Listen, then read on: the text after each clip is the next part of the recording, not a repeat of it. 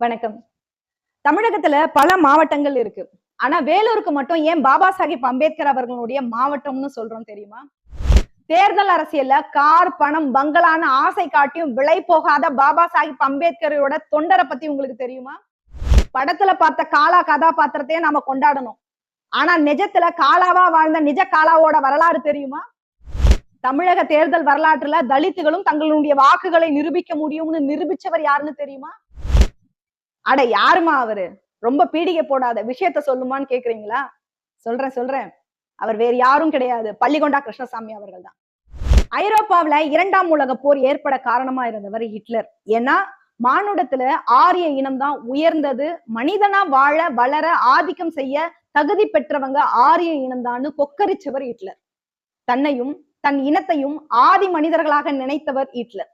மனுவுக்கு நிகராக இருக்கக்கூடிய நியூட் சேவை அப்படிங்கிற தத்துவத்தை தன்னுடைய வழிகாட்டியா வச்சிருந்தவர் ஹிட்லர். ஐரோப்பாவுல தலை தூக்கி இருந்த பாசிச சக்திகள் உலக போர்ல வெற்றி அடைஞ்சாங்க அப்படிங்கறதுதான் வரலாறு. இந்த வரலாறை நிறைய பேருக்கு தெரிஞ்சிருக்கலாம்.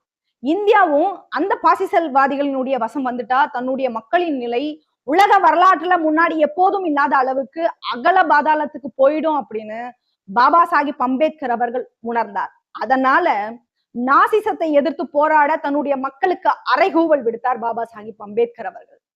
பாபா சாஹிப் அம்பேத்கரினுடைய அறைகூவலை புரிஞ்சுக்கிட்ட SC ST பெரும்பான்மை மக்கள் இந்த போரை எதிர்கொள்ள இராணுவத்துல சேர்ந்தாங்க அப்படிங்கறதுதான் வரலாறு.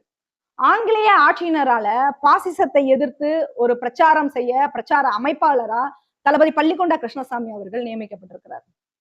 அதனுடைய தொடர்ச்சி தான் இன்னைக்கும் வேலூர் மாவட்டத்துல தலித் மக்கள் அதிகமானோர் ராணுவத்துல பங்கெடுத்திருப்பாங்க. இந்த செய்திகள்லாம் நம்ம கேட்டிருப்போம். ஏன் நாமளே கண்கூடா பார்த்திருப்போம். அந்த மாவட்டங்கள்ல பெரும்பான்மையானவர்கள் ராணுவத்துல இருப்பாங்க.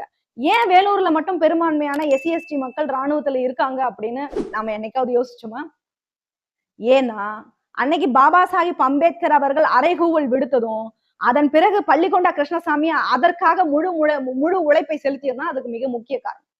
தலித் மக்கள் பெரிய அளவுல 2ஆம் உலக போர்ல பங்கேற்கணும் அப்படின்னு தன்னுடைய உழைப்பை செலுத்தி இருக்கிறார் பள்ளிகொண்டா கிருஷ்ணசாமி அவர்கள். 1942 ஜூலை 18, 19 நாக்பூர்ல நடந்த தலித் மக்களினுடைய மாநாட்டுல பாபா சாஹிப் அம்பேத்கர் அவர்கள் ஆல் இந்தியா ஷெட்யூல் காஸ்ட் பெடரேஷன்ங்கிற ஒரு அமைப்பை உருவாக்கினார். இந்த SC ST பெடரேஷனுடைய தலைவராக தந்தை சிவராஜ் அவர்களை நியமிக்கிறார்கள். மொழி பார்க்காமல், மாநிலம் பார்க்காமல். SC ST பெடரேஷன்ல தளபதி பள்ளிகொண்டா கிருஷ்ணசாமி அவர்கள் தன்னை இணைச்சுக்கிட்டு களமாடுகிறார். அதை இணைச்சுக்கிட்டு களமாடுவதன் மூலமா எட்ட முடியாத உயரத்துல இருந்த பாபா சாஹிப் அம்பேத்கரிடம் SC ST பெடரேஷன் மூலமா அவரை சந்திக்கிறதுக்கான வாய்ப்பை பள்ளிகொண்டா கிருஷ்ணசாமி அவர்கள் பெற்றிருக்கிறார். பாபா சாஹிப்பை பார்த்ததும் பெரிய இன்ப அதிர்ச்சிக்கு ஆளாகி இருக்கிறாரு. அவரோட இன்பத்துக்கான அளவை சொல்ல முடியாத அளவுக்கு ஒரு உத்வேகத்துல அவர் என்ன பண்றாருன்னா, ஏற்கனவே இந்த தமிழ்நாட்டுல இருந்தாங்க இல்லையா ஆதி திராவிட சமூக அமைப்புகள், இது எல்லாத்தையும் ஒன்றிணைச்சு SC ST பெடரேஷன்ல ஒன்றிணைச்சிருக்கிறார். குறிப்பா வட மாவட்டங்கள்ல பாபா சாஹிப் அம்பேத்கரினுடைய கோட்டை ஆகிற அளவுக்கு அவர் அந்த அளவுக்கு தீவிரமா களமாடி இருக்கிறார். தளபதி பள்ளிகொண்டா கிருஷ்ணசாமி அவர்களுடைய உழைப்பை அங்கீகரிக்கிற விதமா ஒரு மனிதன் நேர்மையாக இந்த சமூகத்துக்கு களமாடுகிறார் என்பதை உணர்ந்து SC ST பெடரேஷனுடைய சென்னை மாகாணத்தினுடைய முதல் பொதுச் செயலாளரான பொறுப்பு அவருக்கு கொடுக்கப்பட்டிருக்கு. இன்னைக்கு இருக்கிறவங்க தான் கட்சிகள்ல பொறுப்பு கொடுத்தா அதை பதவின்னு சொல்லக்கூடிய வழக்கம் இருக்குது.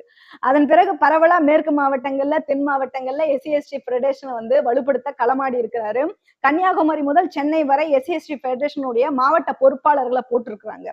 அன்னைக்கு இருந்த சென்னை மாகாணம் தமிழ்நாடு, கேரளம், ஆந்திரம், கர்நாடகம் இந்த மாநிலங்கள் எல்லாம் உள்ளடக்கி இருந்ததுனால கோலார் தங்க வயலை மையமா வச்சு கர்நாடகாவிலையும் SC ST பெடரேஷனை தளபதி பள்ளிகொண்டா கிருஷ்ணசாமி அவர்கள் வளர்த்தெடுத்திருக்கிறாருங்கிறதுதான் வரலாறு.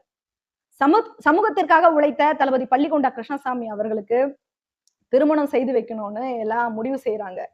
சமூக பணி செய்யறவங்க ஒழுக்கமா தன்னுடைய வாழ்க்கையை வாழணும் அப்படின்னா திருமணம் செய்கிறது அப்படிங்கிறது அவசியம்னு நம்முடைய தலைவர்கள் பெரும்பான்மையானவர்கள் உணர்ந்தாங்க. அதனால 1945 கேமரன்பேட்டை தலைவிரிச்சான் கங்காணி அவர்களுடைய மகளான கனகம்மாளை தளபதி தன் வாழ்க்கை துணைவராக்கி இருக்கிறாரு. பொதுவா இன்னைக்கு தேதிக்கு சமூக பணி செய்யறவங்க திருமணம் செய்துகிட்டா சில பேர் என்ன பண்ணுவாங்கன்னா தன்னுடைய குடும்பத்தை வழிநடத்தணும் அப்படின்னு சொல்லி அதுல கவனத்தை செலுத்துவாங்க. ஏன்னா குடும்ப பாரத்தையும் சமூகத்துல களமாடக்கூடிய களப்பணி செய்யற பாரத்தையும் ஒரு சேர இவங்களால கையாள முடியாம தவிப்பாங்க. அதனால குடும்பத்தை கவனிச்சுக்கணும்னு திசை மாறிடுவாங்க. ஆனா தளபதி பள்ளிகொண்டா கிருஷ்ணசாமி அவர்கள் குடும்ப வாழ்க்கையை ஏத்துக்கிட்ட பிறகு அதுல எந்த விதமான தோய்வா அவர் இல்லாம சமூக வாழ்க்கையில இன்னும் தீவிரமா செயல்பட்டு இருக்கிறார். சமூக பணி செய்ய குடும்ப வாழ்க்கை ஒரு தடை இல்லை அப்படின்னு எதிர்கால இளைஞர்களுக்கு நிரூபிக்கிற விதமா அவர் அந்த அளவுக்கு தீவிரமா களமாடி இருக்கிறாரு திருமணத்துக்கு பிறகுதான். அன்னைக்கு காந்தியோட மாயக்கவர்ச்சி வந்து அதிகமா இருந்த காலம். காங்கிரஸ் ஏற்படுத்திய தாக்கம் எழுச்சி அதிகமா இருந்த காலம். இதையெல்லாம் மீறிதான் எஸ்சி/எஸ்டி பெடரேஷன் மக்கள் மத்தியில வளர்ந்திருக்குது அப்படிங்கிறது தான் உண்மை. அதன் தொடர்ச்சியா தான் 1946ல திருவண்ணாமலை சட்டமன்ற தேர்தல்ல போட்டியிட்டார் தளபதி பள்ளிகொண்டா கிருஷ்ணசாமி அவர்கள்.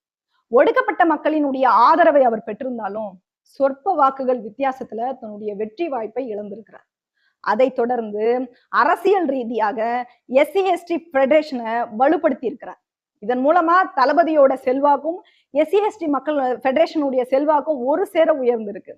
பாபா சாஹிப் அம்பேத்கரை தன்னுடைய இதயத்துல பத்திரப்படுத்தி கொண்டு களமாடிய பள்ளிகொண்டா கிருஷ்ணசாமி அவர்கள் எங்க தன்னுடைய இதயத்துல பத்திரப்படுத்தி கொண்டு களமாடிய பள்ளிகொண்டா கிருஷ்ணசாமி அவர்கள் 1946 அந்த வருஷத்துல தனபால், அப்புறமா KM சாமி, பூசாமி, ஐயாவு, அப்பாதுரையார், பள்ளிகொண்டா கிருஷ்ணசாமி இவங்க எல்லாரும் மும்பைக்கு போய் பாபா சாஹிப் அம்பேத்கரை சந்திச்சிருக்கிறாங்க. அப்படி சந்திக்கும் போது தன்னுடைய சிந்தனைகளை, செய்திகளை பாபா சாஹிப் அம்பேத்கர் முன்னாடி எடுத்து வச்சிருக்கிறாரு பள்ளிகொண்டா கிருஷ்ணசாமி. அவர் பேசினதை பார்த்த பாபா சாஹிப் அம்பேத்கர் அவர்கள் தளபதி பள்ளிகொண்டா கிருஷ்ணசாமி அவர்களை தட்டி கொடுத்து ஊக்கப்படுத்தி இருக்கிறார். பொதுவா பாபா சாஹிப் அம்பேத்கர் அவர்களை ஒருத்தர் முழுசா படிச்சுட்டாவே நம்மளால சும்மா இருக்க முடியாது. ஏதாவது ஒண்ணு இந்த சமூகத்துக்காக பண்ணணும் அப்படின்னு நம்ம ஏதோ ஒண்ணு சிந்திச்சுக்கிட்டே இருப்போம், அதை செயல்படுத்தணும்னு நினைச்சுக்கிட்டே இருப்போம். பாபா சாஹிப் அம்பேத்கரோட கட்டளைகளையும் ஆலோசனைகளையும் பெற்றுக்கிட்டு சென்னை வந்த பள்ளிகொண்டா கிருஷ்ணசாமி அவர்கள் ஏதோ ஒரு புதுசா ஒரு சக்தி கிடைச்ச மாதிரி, ஒரு உத்வேகம் கிடைச்ச மாதிரி இன்னும் பல மடங்கு தீவிரமா களமாடி இருக்கிறார்.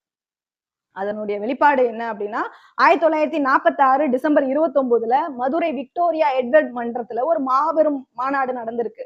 அந்த எஸ்சி/எஸ்டி பெடரேஷனோட தமிழ்நாட்டின் முன்னணி தலைவர்கள் தேக்கம்பட்டி பாலசுந்தரராசு அந்த மாநாட்டுக்கு தலைமை வகிச்சிருக்கிறார். இந்த மாநாட்டுல எஸ்சி/எஸ்டி பெடரேஷனோட தலைவர் தந்தை சிவராஜ், சென்னை மாகாண எஸ்சி/எஸ்டி பெடரேஷனுடைய பொதுச் செயலாளர் தளபதி கிருஷ்ணசாமி, துணைத் தலைவர் திருச்சி டாக்டர் டி ராஜன், கூட்டமைப்பினுடைய முன்னணி தலைவரா அன்னைக்கு செயல்பட்டவர் தொண்டு வீராசாமி, இந்த மாதிரி போன்ற தலைவர்கள் எல்லாம் அந்த மாநாட்டுல கலந்துக்கிட்டாங்க. இந்த மாநாட்டுல பாபா சாஹிப் அம்பேத்கர் அவர்கள் கலந்துகிட்டு இருக்கிறாரு. அவர் என்ன பேசினார் தெரியுமா?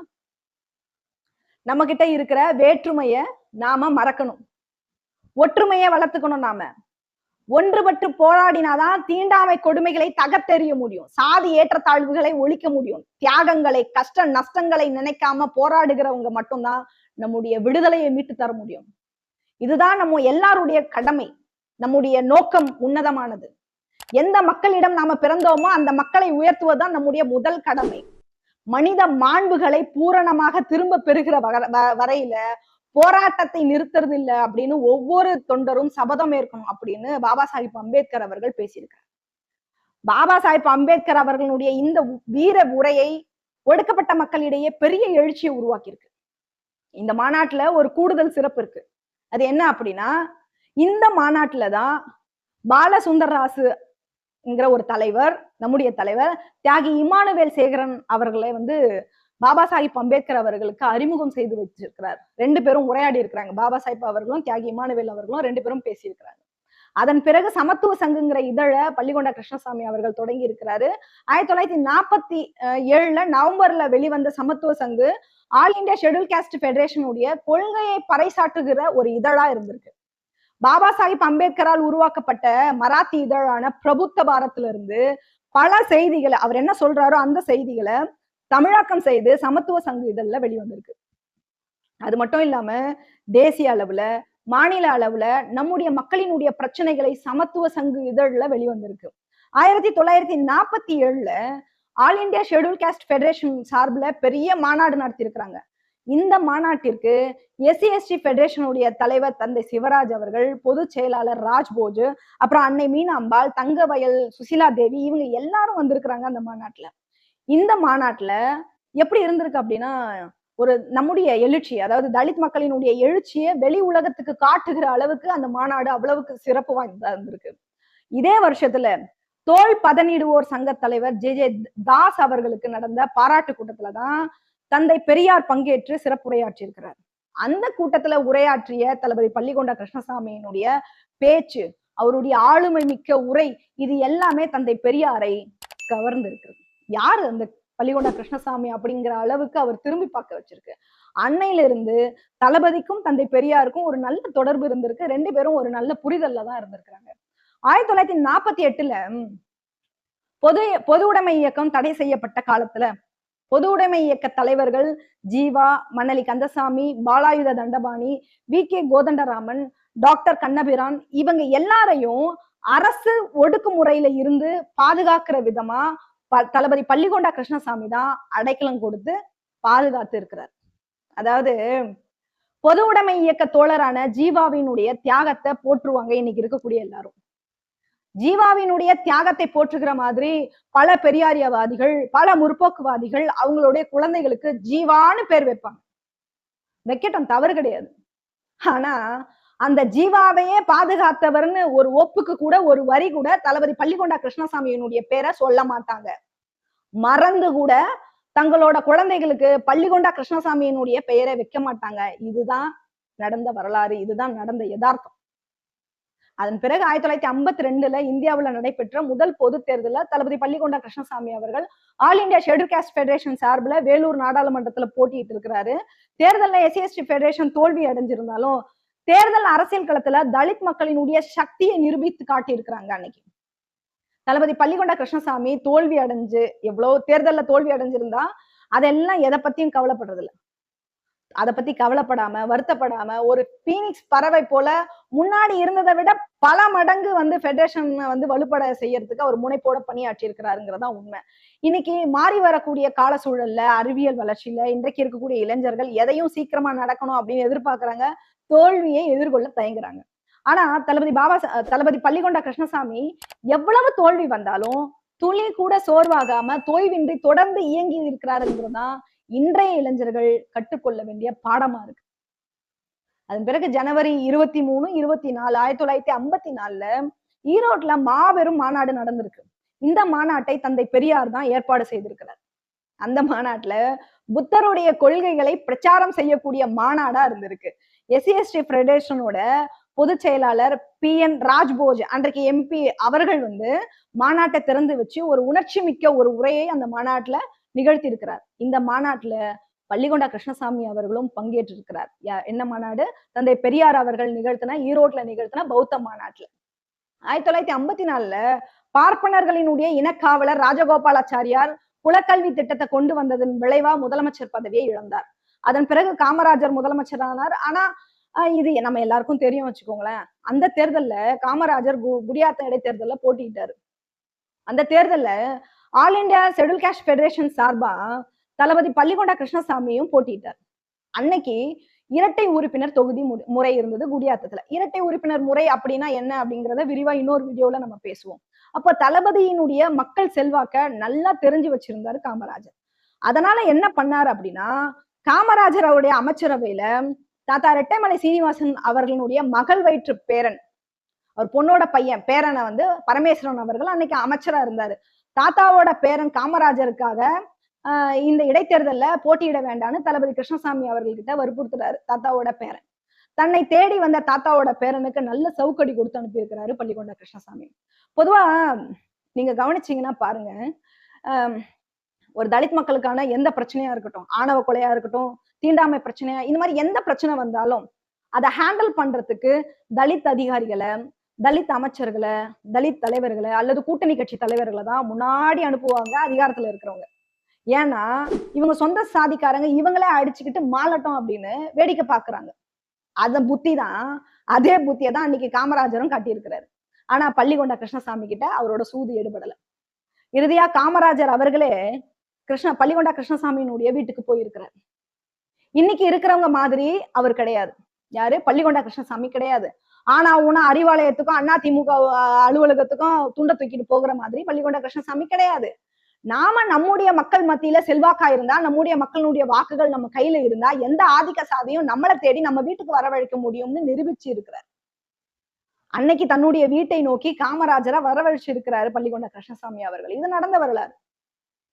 இவர் வீட்டுக்கு வந்த காமராஜர் என்ன சொன்னார் தெரியுமா?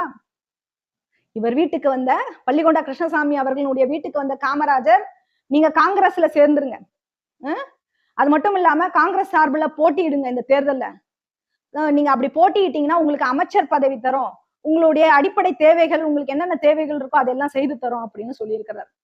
இப்படி எல்லாம் அதிகாரத்துல இருக்கிறவங்க இன்னைக்கு இருக்கிறவங்க கிட்ட சொன்னா, இன்னைக்கு இருக்கிறவங்க வேணும்னா மனசு மாறலாம், பாபா சாஹிப் அம்பேத்கருடைய கொள்கையிலிருந்து தடமாறலாம், அதிகாரத்துல இருக்கிறவங்களுக்கு அடிவருடியா மாறலாம்.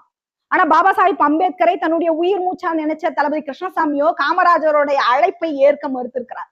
விலை போகாத தலைவரா இருந்திருக்கிறார். இந்த இந்த காலா படத்துல வர காலா கதாபாத்திரத்தையே நம்ம கொண்டாடணும். ஆனா அன்னைக்கு தனக்கு ஆசை வார்த்தை காட்டிய காமராஜருக்கு நிஜ காலாவே வாழ்ந்திருக்கிறார். இப்படிப்பட்டவரை நாம கொண்டாடுறது இல்லை, இளைஞர்கள் கிட்ட கொண்டு போகிறது கிடையாது. ஏன்? ஏன்னா தளபதி பள்ளிகொண்ட கிருஷ்ணசாமியை சொன்னா இந்திய குடியரசுக் கட்சியை பத்தி சொல்லணும், அவங்க தனித்து நின்று போட்டியிட்டு வாங்கின ஓட்டுகளை பத்தி சொல்ல வேண்டியது வரும், சொற்ப வாக்குகள் எண்ணிக்கையில தான் வெற்றி வாய்ப்பை இழந்தார்கள்ங்கிறத சொல்ல வேண்டியது வரும். இந்த வரலாறுகளை எல்லாம் சொன்னா இளைஞர்கள் விழிப்படைஞ்சிட்டா அப்புறம் எப்படி திமுக அண்ணா திமுக கிட்ட நம்ம இளைஞர்களை விற்க முடியும்? அதனால இந்த தலைவர்கள் நம்முடைய வரலாற்று தலைவர்களை ஆவணப்படுத்தாம இருக்கிறாங்க, இளைஞர்கள்ட்ட கொண்டு போய் செல்லாம இருக்கிறாங்க. இதுல இருந்து நாம கற்றுக்கொள்ள வேண்டிய பாடம் என்ன தெரியுமா? நம்முடைய தலைவர்கள் எவ்வளவு கொள்கை பிடிப்போடு இருந்திருக்கிறாங்க, பள்ளிகொண்ட கிருஷ்ணசாமி மாதிரி எவ்வளவு கொள்கை பிடிப்போடு இருந்திருக்கிறாங்க, லட்சிய வேட்கையோடு நம்முடைய மக்களின் நலனை மேம்படுத்த போராடி இருக்கிறாங்கன்னு நாம புரிஞ்சுக்கலாம். அது மட்டும் இல்லாம காமராஜர் கிட்ட தளபதி பள்ளிகொண்ட கிருஷ்ணசாமி என்ன சொன்னார் தெரியுமா? பல வருஷமா கொள்கை அடிப்படையில நீங்களும் நாங்களும் காங்கிரஸ் கிட்ட நாங்க வேறுபட்டு இருக்கிறோம், நாங்க மாகாண பதவிகளுக்காக போராடல, இன்னைக்கு இருக்கிற சட்டமன்ற எம்எல்ஏ ஒரு பதவிகளுக்காக நாங்க போராடல, எங்களுடைய உரிமைகளுக்காக நாங்க போராடுறோம், எங்களுடைய அடிப்படை உரிமைகளுக்காக நாங்க போராடுறோம். ஒருவேளை காங்கிரஸோடு நான் இணைஞ்சா நான் நினைச்சதை பெற முடியும், ஆனா எங்க நிலை மாறுமா? எங்களுடைய கொள்கை வேறானது. என்னுடைய சமூகத்துல இருக்கிறவங்க சில பேர் காங்கிரஸ்ல இருந்தாலும், ஏன் உங்க பின்னாடி இருந்தாலும் அதை நினைச்சுலாம் எனக்கு கவலை கிடையாது, போடுறது கிடையாது. இது ஜனநாயக நாடு, எல்லாருக்கும் தேர்தல்ல போட்டியிட உரிமை இருக்குன்னு என்னுடைய சமூகத்துக்கு உணர்த்தவே நான் தேர்தல்ல நிக்கிறேன். என் மக்கள் என் மேல வச்சிருக்கிற நம்பிக்கையை நான் உங்களுக்கு விற்க தயாரா இல்ல, என்னுடைய கொள்கைக்காக நான் தனித்து நின்று போராடுவேன் அப்படின்னு சொல்லி நீங்க போய் வரலாம் அப்படின்னு காமராஜர் கிட்டையும் அவர் கூட வந்தாங்க இல்லையா காங்கிரஸ் தலைவர்கள் கிட்டையும் சொல்லி அனுப்பிச்சிருக்கிறார். இந்த சம்பவத்தை நான் உண்மையாவே படிக்கும் போது எனக்கு இந்த காட்சி தான் நினைவுக்கு வந்தது.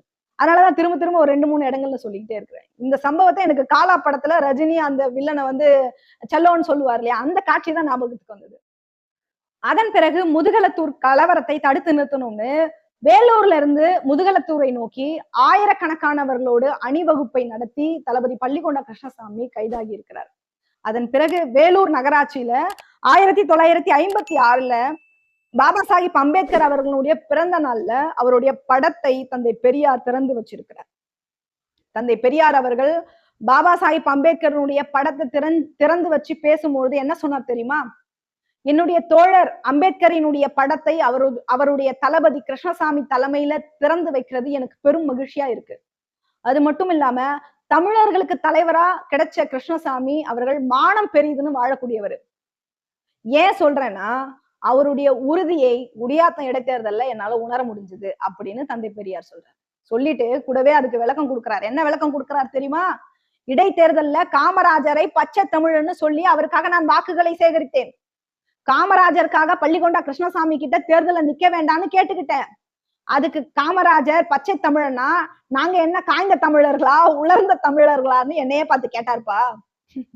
தேர்தல் நேரத்துல நான் எதையுமே சொல்லல, அமைதியா இருந்தேன் அப்படின்னு சொல்லி தந்தை பெரியார் அவர்கள் சொல்லி இருக்கிறார். இதுதான் உண்மை வரலாறு. அந்த அளவுக்கான ஒரு ஆளுமை மிக்க தலைவரா பள்ளிகொண்ட கிருஷ்ணசாமி அவர்கள் இருந்திருக்கிறார். அதன் பிறகு தலித் மக்களினுடைய வசந்தத்தின் இடிமுழக்கம் நம்முடைய ரட்சகர் பாபா சாஹிப் அம்பேத்கர் அவர்கள் டிசம்பர் 6, 1956 மரணம் அடைகிறார். இந்த செய்தி அறிந்த தளபதி என்ன பண்றதுன்னு தெரியல, அலறி துடிச்சிருக்கிறார், சொல்ல முடியாத துயரத்துக்கு ஆளாகி இருக்கிறார்.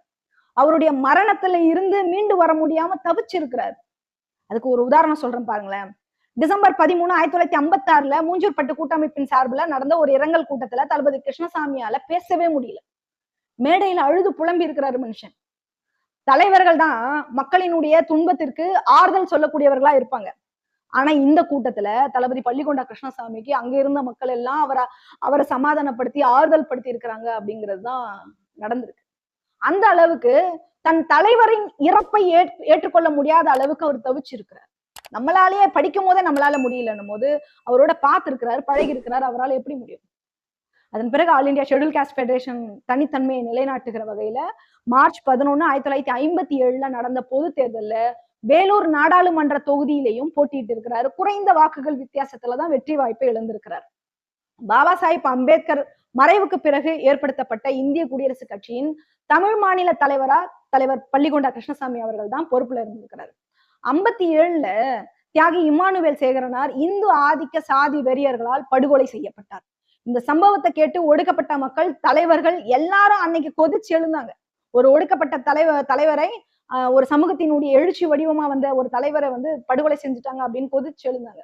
இந்திய குடியரசுக் கட்சியின் நாடாளுமன்ற உறுப்பினர்களோட தந்தை சிவராஜ் அவர்கள் கலவரம் நடந்த பகுதியில போய் பார்வையிட்டு நாடாளுமன்றத்துல அறிக்கை சமர்ப்பிச்சிருக்கிறாரு.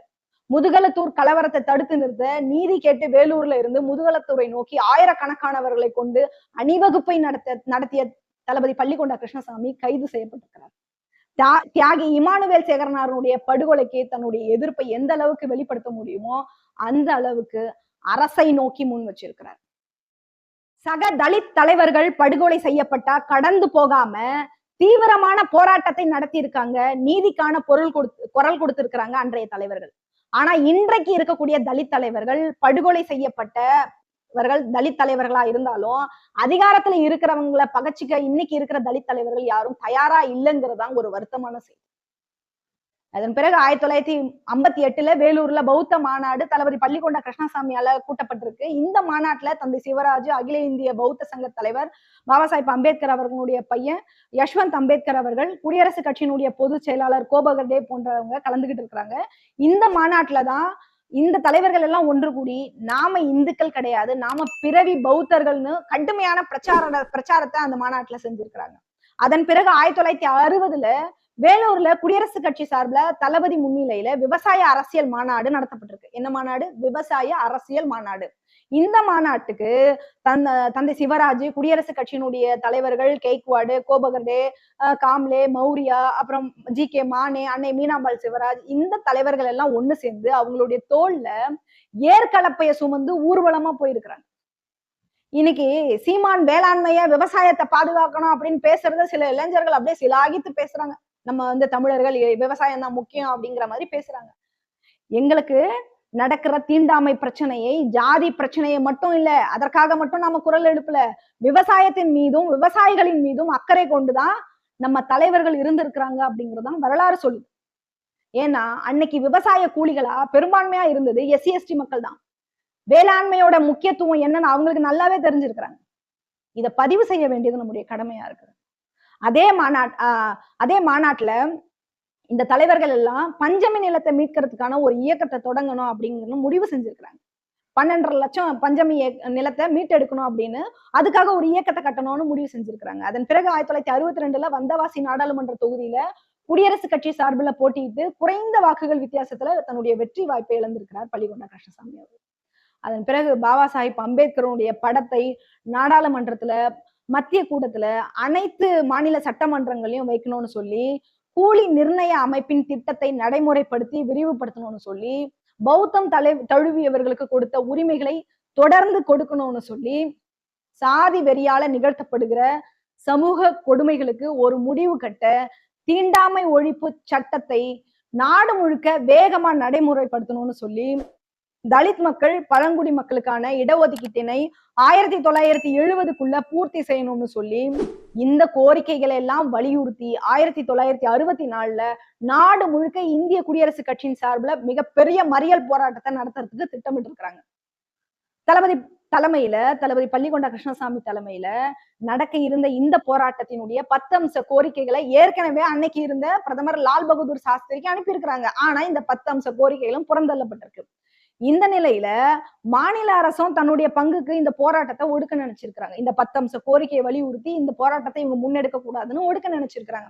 முன்னெச்சரிக்கை நடவடிக்கையா தளபதியை கைது செய்ய ஒரு வாரமா தேடி இருக்கிறாங்க. அந்த நேரத்துல இவர் என்ன பண்ணியிருக்காருன்னா போராட்டத்துக்கான ஏற்பாடுகளை செய்துகிட்டு இருந்த நிலையில இவரை பின்தொடர்ந்து வந்த காவல்துறையினர் அவர் 1964 டிசம்பர் 3 அன்னைக்கு கைது செய்து சிறையில அடைக்கிறாங்க. ஆயிரக்கணக்கான போராட்டக்காரர்களை அன்றைக்கு சிறையில் அடைக்கிறாங்க பள்ளிகொண்ட கிருஷ்ணசாமி அவர்களோட. தளபதி அவர்களுக்கு வந்து 1 மாதம் கடுங்காவல் தண்டனை கொடுத்திருக்கிறாங்க. அது மட்டும் இல்லாம வேலூர் மத்திய சிறைச்சாலையே குடியரசுக் கட்சியினால் நிரப்பப்பட்டிருக்குதுன்னா பாத்துக்கோங்க. அந்த அளவுக்கான நபர்களை அவங்க காவல்துறையினர் அன்னைக்கு கைது செய்திருக்கிறாங்க. இதை தொடர்ந்து தஞ்சை கீழ்வெண்மணி கிராமத்துல ஆதிக்க சாதிகளால் 44 பேர் உயிரோடு கொளுத்தப்பட்டதை கண்டித்து மனித உரிமைகளை பாதுகாக்க பொது விசாரணை கோரி சாதி வெறியர்கள் மீது கடுமையான நடவடிக்கை எடுக்கணும்னு சொல்லி பாதிக்கப்பட்ட மக்களுக்கு நிவாரணம் ஏற்படுத்தணும், விவசாய தொழிலாளர்களுடைய நியாயமான உரிமைகளை பாதுகாக்கணும்னு சொல்லி தளபதி பள்ளிகொண்டா கிருஷ்ணசாமி அவர்கள் வடார்காடு முழுவதும் தன்னுடைய கண்டன இயக்கத்தை, கண்டன ஆர்ப்பாட்டத்தை நடத்தியிருக்கிறார். அதற்காக ஜனவரி 5, 1969 பள்ளிகொண்டா முழுக்க பொது வேலை நிறுத்தம், கடையெடுப்பு பண்ணியிருக்கிறாங்க. கண்டன பேரணியும் நடத்தியிருக்கிறாங்க. பேரணி முடிவுல அந்த பொதுக்கூட்டத்துல தளபதி என்ன பேசினார் தெரியுமா? ஏழையின் சிரிப்புல இறைவனை காண்கிறேன்னு சொல்லிய அண்ணாதுரையே, ஏழையின் சிரிப்புல இறைவனை காண்கிறேன்னு சொல்லிய அண்ணாதுரையே, உழைப்பிற்கேற்ற ஊதியம் கேட்ட அப்பாவி ஏழை விவசாயிகள் உயிரோடு கொளுத்தப்பட்ட அவர்கள் துடி துடித்த வேதனையில் இறைவனை கண்டீரோ அப்படின்னு அன்னைக்கு முதலமைச்சரா இருந்த அண்ணாதுரையை பார்த்து கடுமையா பேசியிருக்கிறாரு ஸ்டேஜ்ல. இன்னைக்கு நம்ம பேசுற பேச்செல்லாம் இல்ல, அவர் பயங்கரமா பேசியிருக்கிறார். கீழ்வெண்மணி சம்பவம் கட்சி பிரச்சனை அல்ல, இது எங்களோட மக்களினுடைய பிரச்சனைன்னு சொல்லி கீழ்வெண்மணி படுகொலையை கண்டிச்சு கடுமையா களமாடி இருக்கு. அதன் பிறகு ஜனவரி 19, 1970 பாபா சாஹிப் அம்பேத்கர் படத்தை தமிழ்நாடு சட்டமன்றத்துல மட்டும் கிடையாது, பஞ்சாயத்து ஒன்றியம், நகராட்சி, அரசு அலுவலகங்கள்ல எல்லாம் திறந்து வைக்கணும். உழவர்களுக்கு தஞ்சையில நிர்ணயம் செய்யப்பட்ட கூலி விகிதத்தை தமிழகம் முழுவதும் நடைமுறைப்படுத்தணும். தஞ்சையில நிர்ணயம் பண்ணாங்க அன்னைக்கு, அதை தமிழகம் முழுவதும் நடைமுறைப்படுத்தணும்னு சொல்லி புறம்போக்கு நிலங்களை ஏழை மக்களுக்கு, தலித் மக்களுக்கு வழங்கணும்னு சொல்லி ஏற்கனவே சாகுபடி செய்து கொண்டிருக்கிறாங்கல்ல, அந்த நிலங்களை உரிமையாக்கவும், நிலமற்றவர்களுக்கு நிலமும், வீடற்றவர்களுக்கு வீடும், மதம் மாறி இருப்பாங்கல்ல, இந்து மதத்துல இருந்து பௌத்தம் மாறி இருப்பாங்கல்ல, அவங்களுக்கு தொடர்ந்து சலுகைகளை, உரிமைகளை கண்டினியூ பண்ணணும் அப்படின்னு சொல்லி தீ விபத்தினால் அடிக்கடி பாதிக்கப்படும் குடிசைவாழ் மக்களுக்கு உதவி தொகையினை அதிகரிக்கவும் தளபதி தலைமையில கோட்டை நோக்கி போயிருக்கிறாங்க. அன்றைய முதலமைச்சர் கருணாநிதி கிட்ட கோரிக்கை மனுவை கொடுத்திருக்கிறாங்க. கிட்டத்தட்ட ஒரு 5000க்கும் மேற்பட்டோர் கலந்துகிட்ட இந்த பேரணி சென்னை மாநகரையே உலுக்கி இருக்கு அன்னைக்கு. அந்த அளவுக்கு ஒரு பிரம்மாண்டமான ஒரு பேரணியா இந்த பேரணி இருந்தது. அதன் பிறகு குடியரசுக் கட்சியினுடைய தலைவர்கள் கெய்க்வாட்டுக்கும் கோபர்டேக்கும் ஏற்பட்ட முரண்பாட்டினை தீர்க்க முயற்சி செய்திருக்கிறாரு. 1973 பெங்களூரு சாலையில வந்து பாபா சாஹிப் அம்பேத்கர் அவர்களுடைய திருவுருவ சிலைய தளபதி பள்ளிகொண்டா கிருஷ்ணசாமி தலைமையில அன்றைய முதலமைச்சர் திரு கருணாநிதி அவர்கள் திறந்து வச்சிருக்கிறார். தலித் மக்களினுடைய விடுதலை முதன்மையானது, தனித்துவமானதுன்னு வரையறுத்தார் தளபதி பள்ளிகொண்டா கிருஷ்ணசாமி அவர்கள்.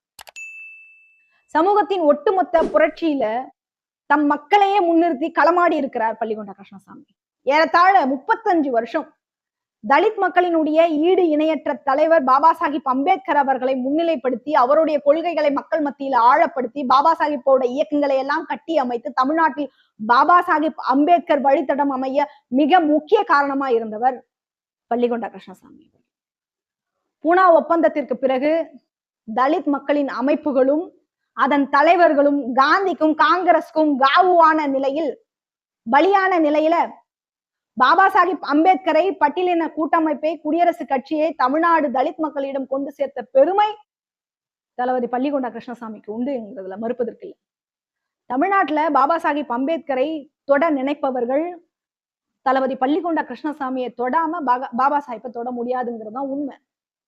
அந்த அளவுக்கு பாபா சாஹிப்பை கொண்டு மக்கள் மத்தியில சேர்த்த பெருமை அவருக்கு இருக்கு. தேர்தல் அரசியலை கூட தளபதி பள்ளிகொண்டா கிருஷ்ணசாமி தம் மக்களுக்காக ஆளுமையாகத்தான் பார்த்திருக்கிறார். காங்கிரஸ், திமுக, கம்யூனிஸ்ட் இந்த மூன்று பெரிய கட்சிகள் இருந்த அந்த காலத்துல தேர்தல்ல ஆதரவு வேணும்னு சொல்லி காமராசரையே இன்ன பிற தலைவர்களை பள்ளிகொண்டா கிருஷ்ணசாமியை தேடி வர வச்சிருக்கிறார். ஒருபோதும் பள்ளிகொண்டா கிருஷ்ணசாமி அவர்கள் யாரையும் தேடி போய் யாருடைய வீட்டு வாசலில் நின்னது கிடையாது. அப்படிப்பட்ட தலைவர் செப்டம்பர் 30, 1973 அவருடைய உடல் இந்த மண்ணை விட்டு பிரிஞ்சிருக்கு. தளபதி பள்ளிகொண்டா கிருஷ்ணசாமியின் உடல் புதைக்கப்பட்டிருக்கலாம். தளபதி பள்ளிகொண்டா கிருஷ்ணசாமியின் உடல் புதைக்கப்பட்டிருக்கலாம். ஆனால் அவரால் விதைக்கப்பட்ட பாபா சாஹிப் அம்பேத்கரின் சிந்தனையை இன்றளவும் அசைக்க முடியாத விதையாய் விதைச்சிட்டு போயிருக்கிறார் என்பதுதான் உண்மை. நன்றி.